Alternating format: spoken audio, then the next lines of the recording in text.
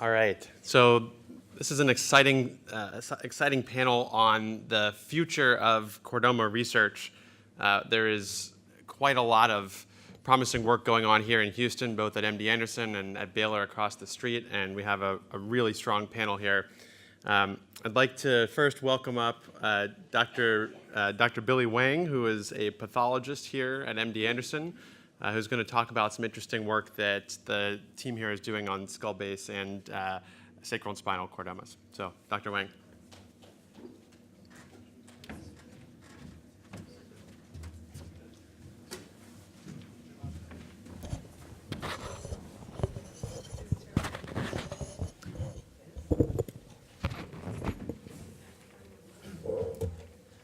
Thank you for being here and letting me speak. So, as Josh says, I'm a pathologist here at MD Anderson, and what that means is that I study and analyze and diagnose tissue specimens provided by us, by our clinical colleagues, either biopsies or resection specimens. And today I'm going to be talking about sort of a pathologist's role over, or pathologist's perspective on these interesting tumors, chordomas, and a little bit briefly about mechanisms in chordomas that have been described briefly, and then also some of the work that we're doing in our laboratory as well. So Anderson is a very special place in that our clinicians are subspecialized, can provide specialized care for our patients, and in pathology it's very much the same. So I focus primarily on bone and soft tissue specimens, which allows me to not only focus it on clinically but also research-wise. So we have a sarcoma pathology lab that I share with my mentor and colleague, Dr. Alexander Lazar, who's also an excellent sarcoma pathologist. And this lab is located just a few blocks down from MD Anderson and Department of Translational Molecular Pathology. And it consists of research scientists and some research assistants and histotechs, which we're all accustomed to working with the types of tissue that we see as pathologists. And the whole goal of this lab was to support multi-institutional sarcoma working groups to help discover genomic and protein biomarkers in sarcomas.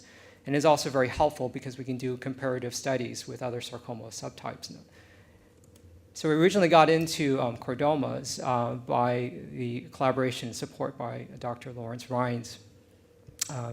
And we started by providing pathology support to photograph and document and bank all the sacrospinal chordomas that he took out.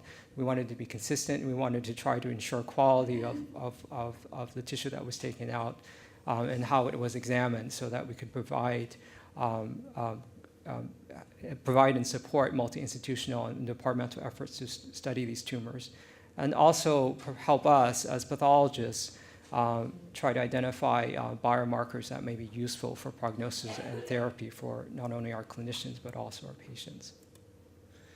So for a bone and soft tissue pathologist, chordomas are very unique tumors. As you are already well aware, these tumors occur in adults in the axial skeleton, and that's no surprise given its notochordal origin. On the left is a chordoma involving a intervertebral body, and then on the bottom is one involving the sacrum.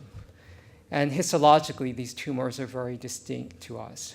They're typically multilobular, and they often are composed of these polygonal cells, polygonal to spindle-shaped shells that are sort of attached to each other at one side, cording a bit. And they also have this sort of myxoid matrix in between, so there's all this bluish material here.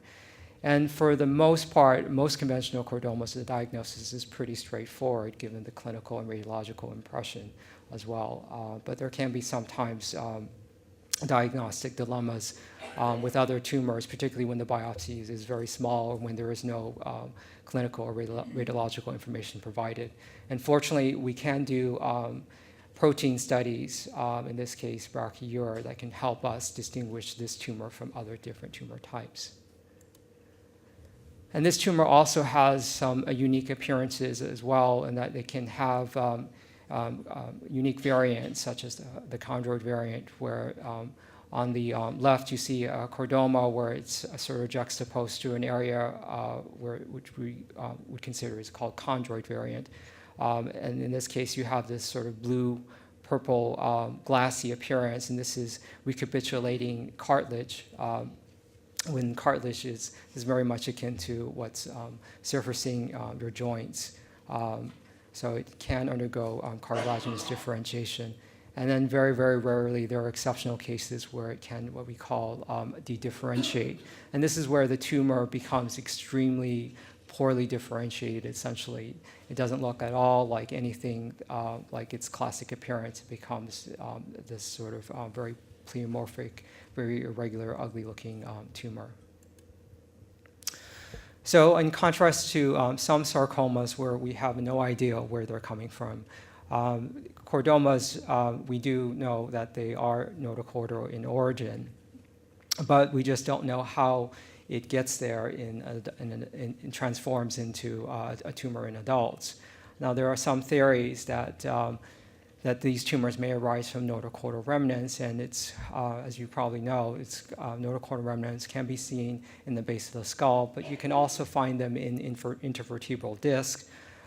In this case, this is a picture from one of my mentors who was formerly at Mass General, Dr. Rosenberg, where we had sectioned intervertebral discs, and we found in the nucleus pulposa, which is this gel-like center between your disc space, and it cushions the spine.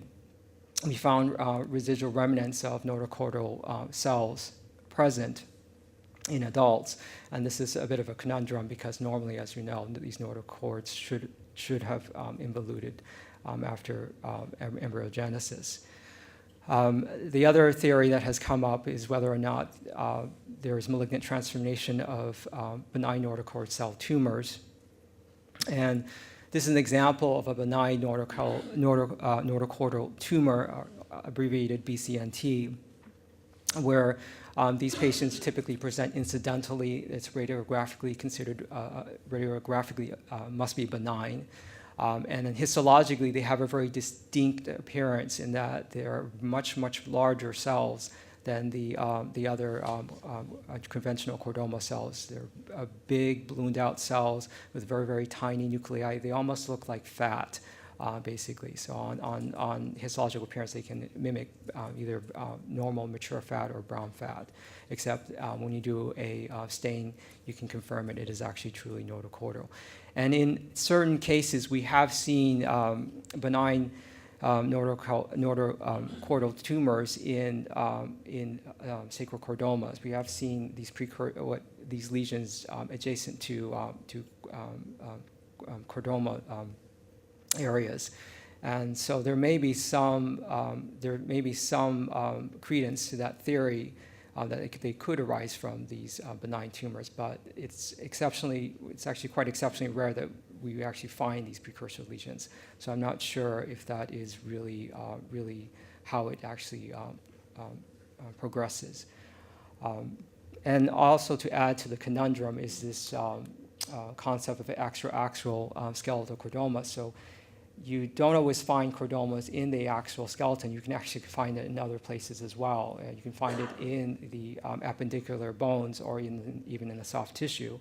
And this wasn't really recognized for a while because these tumors were previously lumped into another tumor type called perichordomas until we realized, hey, these tumors are expressing brachyury, so there actually are chordomas, but we don't know why they are occurring outside of the axial skeleton. And certainly we don't see notochordal remnants in these areas as well, so that adds some confusion to where these tumors may come from. So these are some of the things that we think about when we're teaching our residents and fellows. Like it's very very interesting in terms of how these tumors are evolving. Now, you may have already heard that the chordoma, there have been several papers on the genetics of chordoma. When I conceptualize genetics in sarcomas, I generally split them up into two groups. One group is sarcomas that have very, very complex karyotypes, and that they have a lot of aneuploidy, meaning like their number of chromosomes are completely off. And examples of this include high-grade sarcomas like undifferentiated pleomorphic sarcomas or Lyomar sarcomas. And then you have another group of tumors that have more of a simpler karyotype. And examples of these include like synovial sarcoma, alveolar subparsarcomas, and these tumors tend to have translocations. And comparing chordomas to the other sarcomas, chordomas are their genomic landscape is relatively on the quieter side. They typically have near diploid karyotypes, but they do have some structural chromosomal abnormalities, either various gains or also losses in different arms of different chromosomes. And they can also have, like other tumors, loss of tumor suppressor genes and genes that are involved with chromatin remodeling, as well as gains in other genes, and I'll talk a little bit more about brachyury. And then also they are known to harbor mutations in the mTOR PI3 kinase pathway. So you're probably very familiar with the protein brachyury. It's the transcription factor that is important for notochord development, and as a pathologist, we use quite a bit to help us with the diagnosis in ruling in or ruling out chordomas. And this gene is located, this protein is encoded by the gene T located on chromosome 6q27. And brachyury is thought to be very important to chordomogenesis or the pathogenesis of chordoma, because there have been several instances where familial cases have germline tandem duplication of the gene that have developed chordoma. And then also single nucleotide polymorphisms in the T gene has also been associated with an increased risk of developing chordoma. And this was part of a study that we were happy to contribute to another multi-institutional study to help with the identification of the single nucleotide polymorphism. And then more recently, there's been a study from the Sanger Institute that have shown that sporadic chordomas have somatic duplication of the T gene, and that it's not due to structural chromosomal aberrations. There actually are duplications of the T gene in sporadic chordomas, and they were not previously able to detect that because the technology was the sensitivity and of that technology hadn't reached the point where they were able to detect that, and now we can. In that study, they also, this is on the right, this is just a diagram where they list a couple of genes where they have identified various mutations in. And on this segment of the graph, this is a small series of tumors that they had analyzed where they identified various mutations, and then they subsequently confirmed it with a much larger series. And they were able to find that not only, as we mentioned, that tumors had mutations in PI3 kinase signaling, but they also had mutations in chromatin remodeling, and also in a new gene which wasn't previously described before on list, which is located on 1q42. And this has led to speculation because this is important for lysozymes and endosomes. And in chordomas, there is a particular cell type that we often describe to our residents and fellows called the pyraliferous cells. And these are multivacuolated cells. You can see these clear dot spaces in the cells. And they think that, the authors of this paper think that the mutations in LIS may be responsible for the development of these multiple vacuoles. And then from this institution, there have been studies using RNA-seq on predominantly clival tumors, but also some sacral as well, that showed high expression of differentiating developmental related pathways. And this this is actually, I thought it was a great paper in that it actually highlights the fact that these tumors, because they're upregulating these primitive pathways, they are sort of acquiring a cancer stem cell phenotype, and it may also allow for them to be more adaptable to various environments. And then there are also various papers that have been describing mutations in various tumor suppressor genes, and as well as DNA methylation as well. And then I'd like to also point out that there have also been studies looking at microRNAs in chordomas. So microRNAs are very, very short pieces of RNA And what I think is very exciting about microRNA, particularly in bone tumors, is that they tend to be resilient in the types of specimens that we have archived for patients. So a lot of the genomic, like DNA, RNA, predominantly RNA studies have been problematic in bone tumors because we have to subject them to a little bit of acid in order to sufficiently cut them. But microRNA seems to be resistant to the acid treatment that we have to do with these tumors. So it opens up a new avenue to study these tumors, looking for prognosis and therapeutic markers. So I'm going to briefly talk about some of the research that we're doing in our laboratory. And most of this work was done with the assistance of Dr. Zhenwei Tsai. He is an excellent sarcoma pathologist from Taiwan. His mentor was actually trained by a pathologist at the Brigham, Dr. Fletcher, and it's always amazing that how that knowledge gets passed on. We were very happy and sad to see him, happy while he's here and sad to see him go.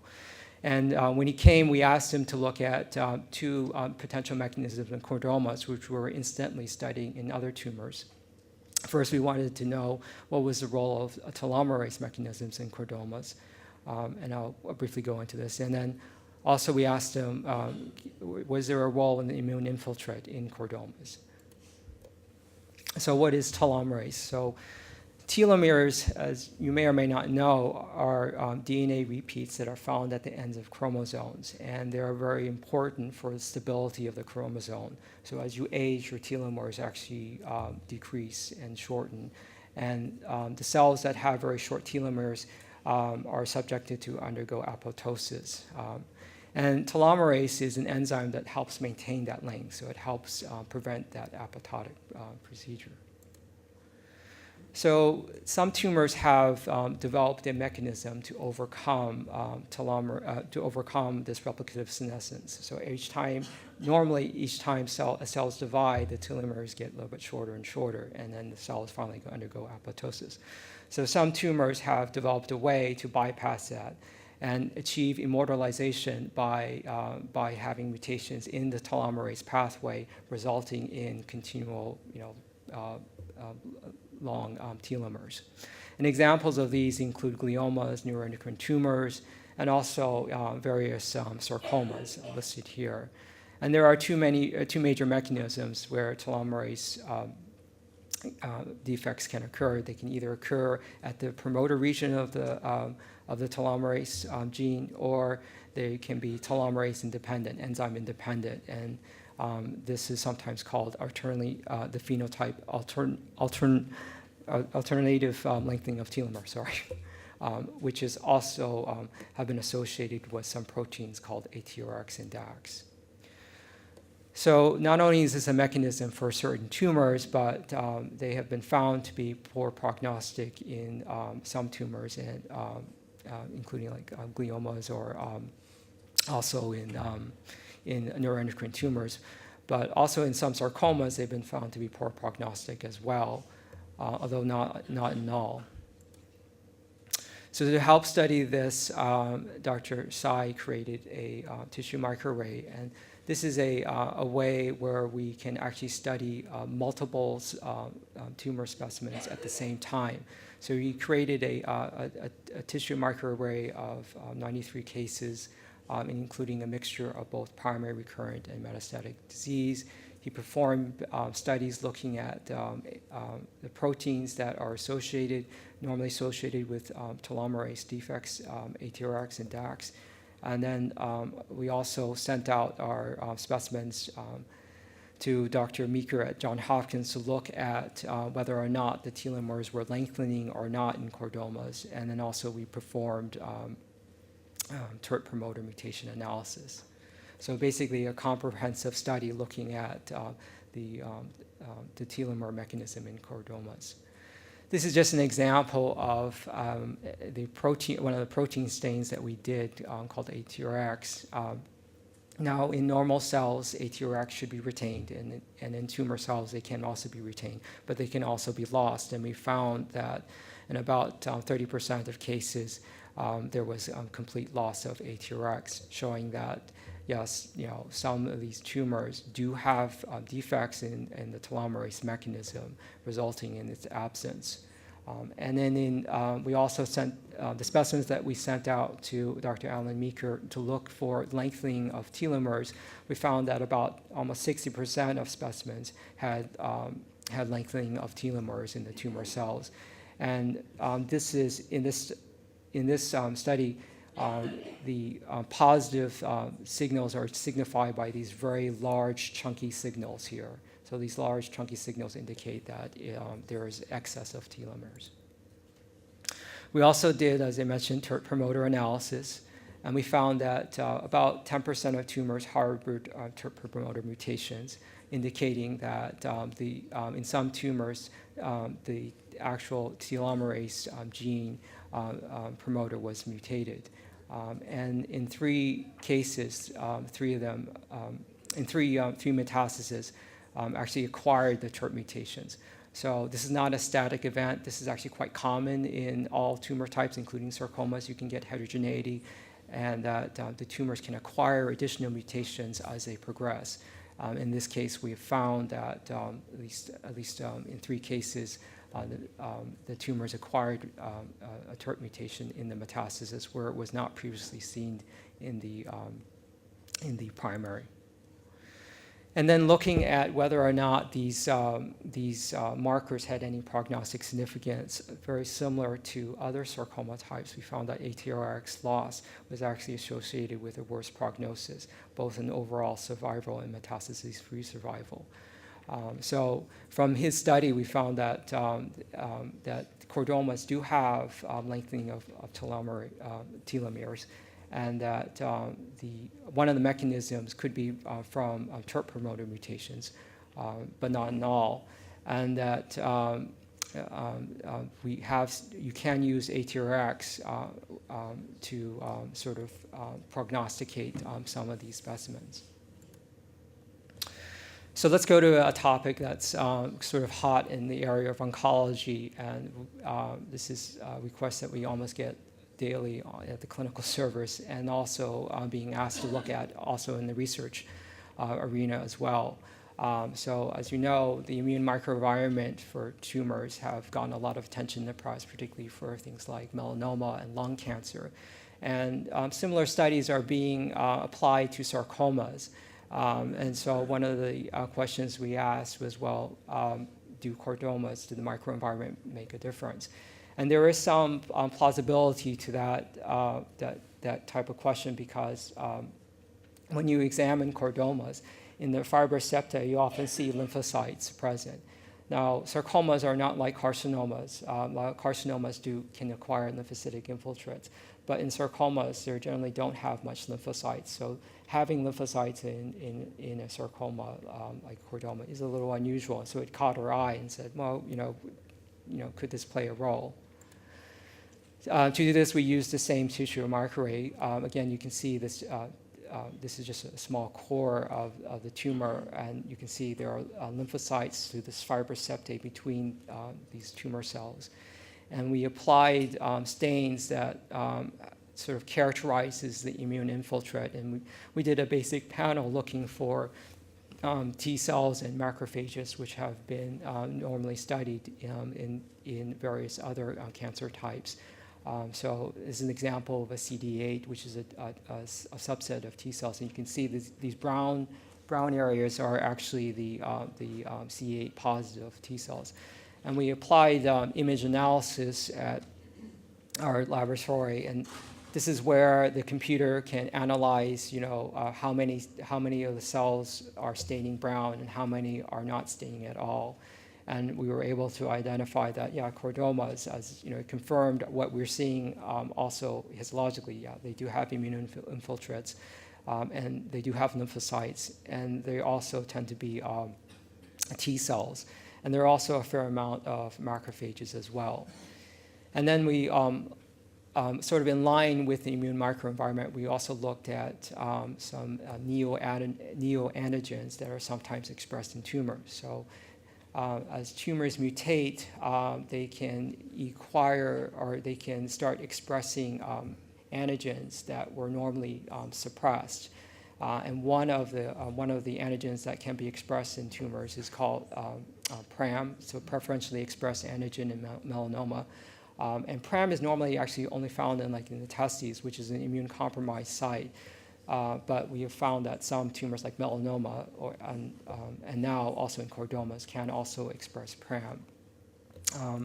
And then we also looked at PD-L1. As you know, PD-L1 has gotten a lot of attention in various different carcinomas as well as a marker for how the tumor kind of immune modulates and hides itself from the immune system.